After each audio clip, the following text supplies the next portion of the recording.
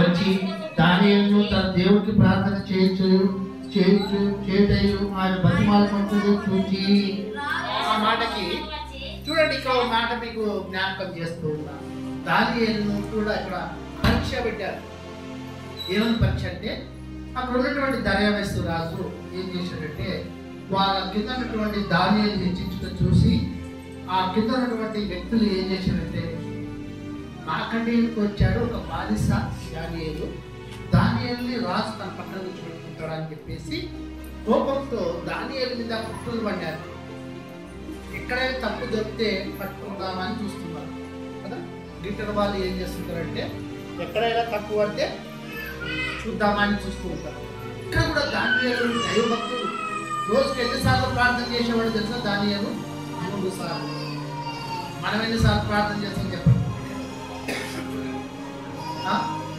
పొద్దున ఒకసారి, నాకు తెలుసు, లేచిన ఒకసారి, అన్నం తింటప్పుడు ఒకసారి, 3 పూటలు తింటాం కాబట్టి 3 సార్లు ఏ దానికోసం ప్రార్థన చేస్తాం? బోర్ కోసం లేదా అన్నం కోసం ప్రార్థన చేస్తాం.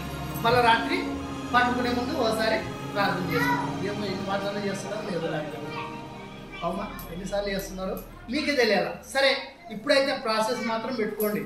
ఖచ్చితంగా ప్రార్థించే వారంగా ఉండాలి. అన్నం తినేటప్పుడు ప్రార్థన చేసుకోవాలి, ఉదయం లేవగానే ప్రార్థన చేసుకోవాలి, రాత్రి దేవుడు నేను పగలంతా కాపాడినందుకు రక్షించినందుకు ప్రార్థన చేసుకోవాలి. కానీ దానియేలు రోజుకు 3 సార్లు ప్రార్థన చేసేవాడు. ప్రార్థనలో దేవుడిని స్తుతించేవాడు. అటువంటి దానియేలుకి మరి కింద ఉన్నటువంటి వ్యక్తులు ఏం చేశారంటే, దానియేలు తప్పు పట్టేయాలని చూశారు. దానియేలుకి ఒక బలవంతంగా వాళ్ళ రాజు ద్వారా శాసనం ఏమని చెప్పించంటే, 30 దినాల వారికి ఎవరు కూడా ఏ దేవునికి ప్రార్థన చేయకూడదు అని వీళ్ళకి ఒక పరీక్ష పెట్టారు. పరీక్ష పెట్టినప్పుడు ఎవరు కూడా వాళ్ళ గుళ్ళకి వెళ్ళి వాళ్ళకి ఇష్టమైన దేవతలు కానీ దేవుళ్ళ కానీ మొక్కకుండా ఉన్నారు. కానీ దానియేలు మాత్రం ఏం చేస్తున్నాడు? రాజాజ్ఞను పక్కన పెట్టేశాడు. నా దేవుడు నిజమైన దేవుడు అని చెప్పేసి ఇంటి పైకి వెళ్ళి తలుపులు తెరిచి అందరికి బాగా ప్రార్థన చేస్తున్నాడు. రోజు 3 సార్లు ప్రార్థన చేస్తుంటే వాళ్ళు వచ్చి పట్టుకున్నారు, పోయి రాజు దగ్గర తీసుకుపోయారు. రాజా, నువ్వు ఆజ్ఞేశావు 30 రోజుల వరకు ఎవరు ప్రార్థన చేయకూడదని. కానీ ఈ దానియేలు అనే వ్యక్తి ఏం చేస్తున్నాడు? నీ రాజాజ్ఞను ధిక్కరించి మరి 3 సార్లు ప్రార్థన చేస్తున్నాడు. శిక్ష ఏంటంటే సింహాల బోన్లో వేయాలన్నాం, కాబట్టి దానియేలు కూడా తీసుకొని సింహాల బోన్లో వేస్తామని చెప్తున్నారు. రాజుకి మనసు బాధ కలిగింది. ఎందుకంటే రాజుకి దానియేలుకి చాలా ఇష్టడుగా ఉన్నాడు దానియేలు. అయినప్పుడు కూడా ఇంకా ఏమైనా లేకంటే ఏడుస్తూ బాధపడుతూ అలాగే మౌనంగా ఉన్నాడు. సరే, తీసుకుపోయి వాళ్ళు ఆ యొక్క సింహాలు ఉండే ఆ యొక్క గుహలో ఈ దానియేలుని తీసుకుపోయి వేసినారు. ఆకలితో ఉన్న సింహాలు దానియేలుని ఏం చేయలేదు, తినలేదు. ఆకలితో ఉన్న సింహాలు కూడా దానియేలుని తినకుండా ఎవరు చేశారు చెప్పండి?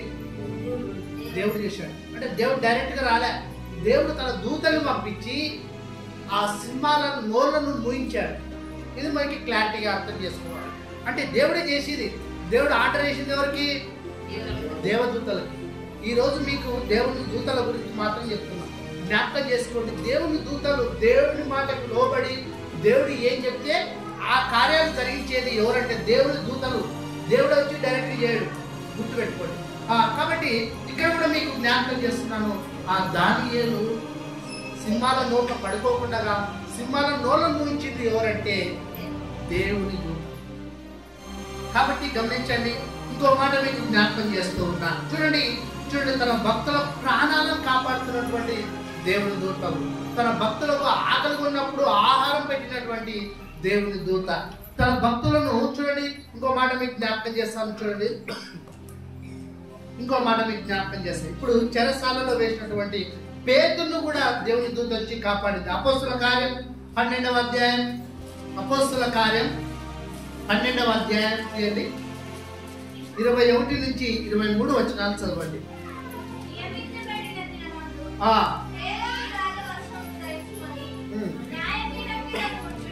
12వ అధ్యాయం 5 నుంచి 11 వచనం. 5 నుంచి 11 వచనం.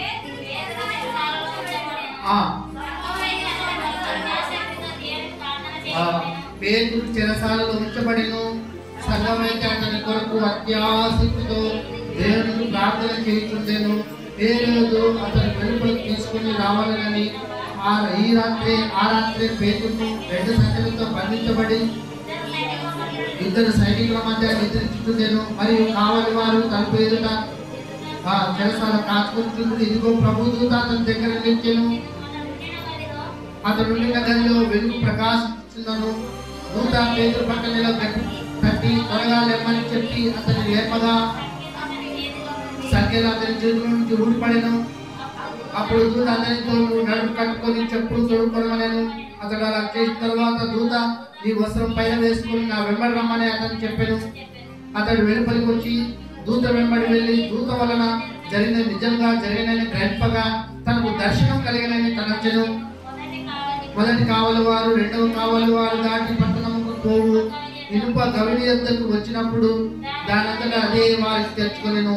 వారు బయలుదేరి ఒక వీధి దాన్ని దాటిన వెంటనే దూత అతన్ని విడిచి పోయాను. ప్రియమైన దేవుని బిడ్డలారా, దేవుని దూత పేతురుని చెరసాలలో ఈ హేరోదు రాజు చంపాలి, పొద్దునైతే చంపాల. ఎవరిని? పేతురుని. యేసు ప్రభు శిలువలో చనిపోయాడు, మరణించాడు, సమాధి చేయబడ్డాడు, తిరిగి లేచాడు. తిరిగి లేచి వెళ్ళిపోయిన తర్వాత 4 రోజుల తర్వాత ఈ పేతురు నెక్స్ట్ అధికారం ఎవరికంటే యేసు ప్రభు తర్వాత పేతురే నడిపించేది అందరినీ. పేతురు నడిపిస్తూ ఉన్నాడు. పేతురు సువార్త చెప్పినప్పుడు అందరూ చాలా మంది నమ్ముతూ ఉన్నారు, బాప్తిసం తీసుకుంటున్నారు. సంఘము ఆదిమ సంఘం పెరుగుతూ ఉంది. పెరుగుతున్నప్పుడు అక్కడ ఉన్నటువంటి హేరోదు రాజు పేతురు తెలుసుకున్నాడు. పేతురు పట్టుకుని ఎక్కడ వేశాడు? చెరసాలలో వేశాడు. చెరసాలలో వేసి పొద్దున్నే పేతురు ఏం చేయాలా? తల కట్ చేయాలి, తల తీసేయాలి, చంపాలి పేతురు. కానీ ఆ రాత్రి ఏం చేస్తున్నారంటే వాళ్ళకు పేతురు కొరకు ఎవరు చేస్తున్నారు ప్రార్థన? సంఘం ప్రార్థన చేస్తున్నారు. చూడండి, సంఘ ప్రార్థన చాలా బలమైనదని మీకు జ్ఞాపకం చేస్తూ ఉన్నారు. సంఘ ప్రార్థన చాలా బలమైనది.